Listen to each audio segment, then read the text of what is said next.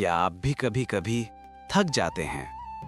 लगता है जिंदगी बहुत तेज भाग रही है और हम बस पीछे रह गए हैं। काम, रिश्ते, सोशल मीडिया, खबरें, सब कुछ एक साथ दिमाग पर हावी है। ऐसे में मन पूछता है, सुकून कहाँ गया? क्या ऐसा कोई रास्ता है जहां से फिर से मन शांत हो सके? आज हम उसी रास्ते की बात करेंगे, एक ऐसे मार्गदर्शक की जिसकी वाणी 5000 साल पुरानी है पर आज भी उतनी ही सटीक लगती है। भगवान श्री कृष्ण। भाग 1, मिथक से परे। क्यों कृष्ण आज भी जरूरी हैं? हम तकनीक के युग में जी रहे हैं। मोबाइल, इंटरनेट, आर्टिफिशियल इंटेलिजेंस, सब कुछ हमारे हाथ में है, पर मन के अंदर बेचैनी है। हमारे पास सब कुछ है, फिर भी संतोष नहीं। हमने मशीनों को बुद्धिमान बना दिया, पर अपने भीतर की बुद्धि खो दी। कृष्ण कहते हैं, जो व्यक्ति सुख और दुख में समान रहता है, वही स्थिर चित्त है। यही स्थिरता आज की सबसे बड़ी जरूरत है। कृष्ण हमें भागने को नहीं कहते, वे सिखाते हैं कैसे इस भागती दुनिया में भी शांत रहना है। भाग 2, अपना धर्म पहचानो। उद्देश्य की शक्ति। कृष्ण कहते हैं, अपने धर्म पर अडिग रहना दूसरों का धर्म निभाने से बेहतर है। आज की भाषा में कहें तो हर इंसान का एक पर्पस होता है, एक काम जो दिल से जुड़ा होता है। लेकिन आज हम तुलना में उलझ गए हैं, दूसरों की जिंदगी देखकर अपनी दिशा भूल गए हैं। सोचिए, कितनी बार आपने वो काम किया जो दिल नहीं चाहता था, बस इसलिए कि लोग क्या कहेंगे। कृष्ण का संदेश साफ है, सफलता वही है जो आत्मा को सुकून दे। धर्म का मतलब केवल पूजा नहीं, बल्कि वो कर्म जो सही हो, सच्चा हो और दूसरों के हित में हो। एक छोटा उदाहरण, एक लड़की ने बड़ी नौकरी छोड़ दी और गांव के बच्चों को पढ़ाने लगी।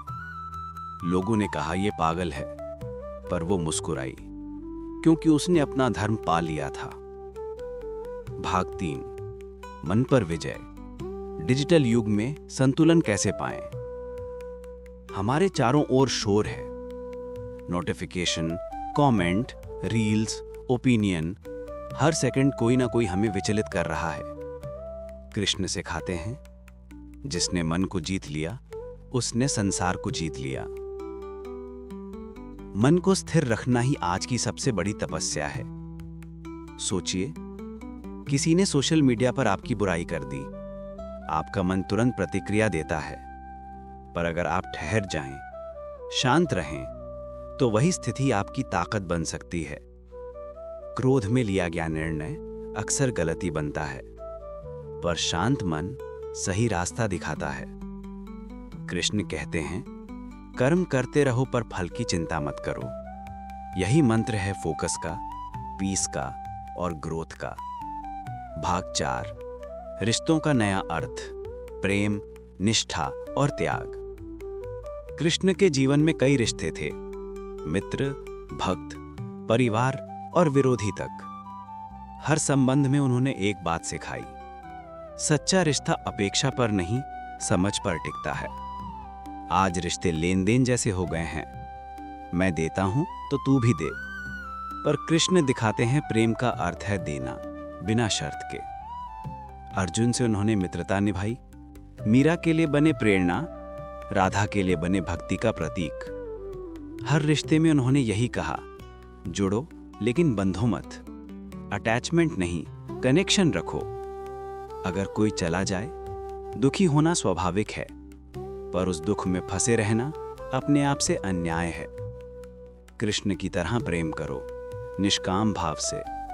जो छोड़ जाए उसके लिए भी शुभ चाहो। भाग 5, कर्म योग। काम करते हुए आत्मिक शांति कैसे पाएं?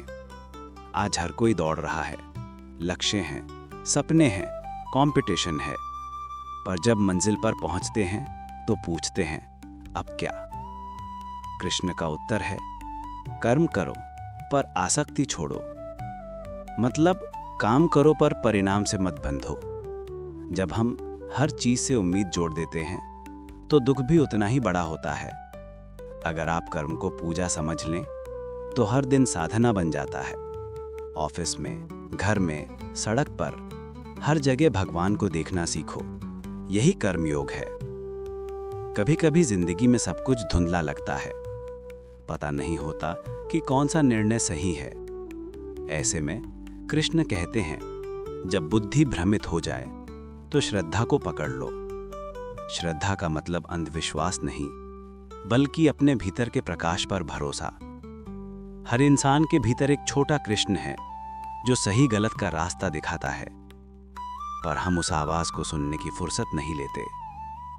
धीरे चलो, अपने मन को शांत करो। वही भीतर की आवाज, वही आपका गुरु है। भाग 7। आधुनिक युग में गीता के 5 सरल सूत्र। Number 1, mind control is real freedom.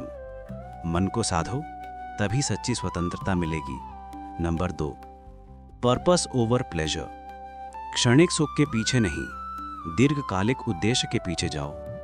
Number 3, serve without expecting. सेवा करो, बदले में कुछ मांगो मत। Number 4, balance in every situation. अति किसी भी चीज की बुरी है, भावनाओं में भी संतुलन रखो। Number 5, faith in divine timing. हर चीज का समय तय है, बस अपना कर्म करते रहो। भाग 8, आगे का रास्ता। इस ज्ञान को जीवन में कैसे उतारें? कृष्ण की वाणी केवल सुनने के लिए नहीं, जीने के लिए है। आज से बस एक छोटा सा कदम उठाइए। अपने जीवन के किसी एक क्षेत्र में कृष्ण का एक सूत्र अपनाइए।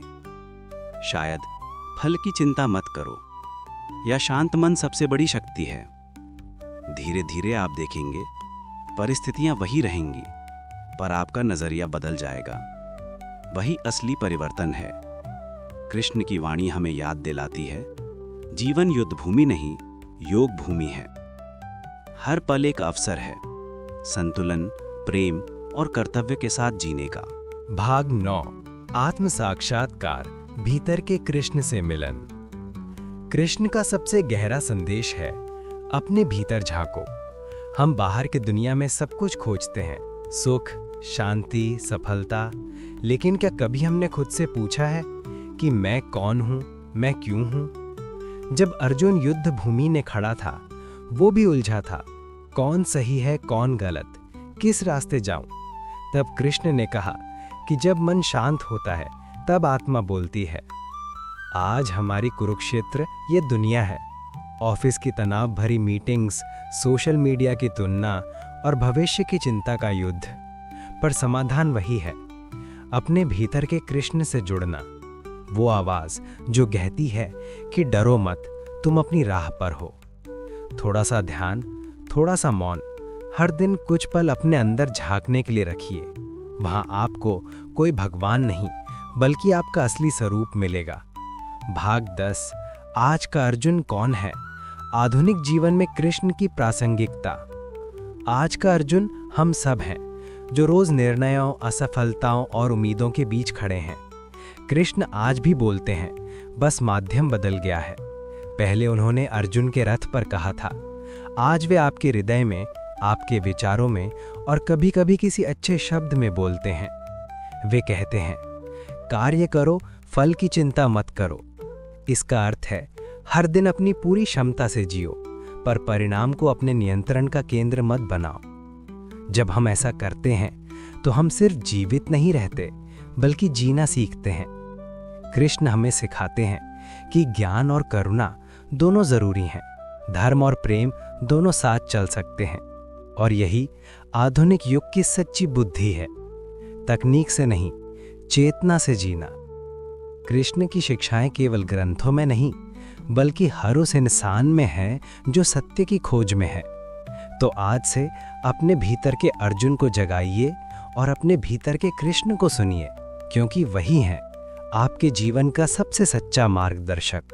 तो आइए, इस तेज भागती दुनिया में कृष्ण की गति से नहीं, कृष्ण की शांति से जीना सीखें। जय श्री कृष्ण।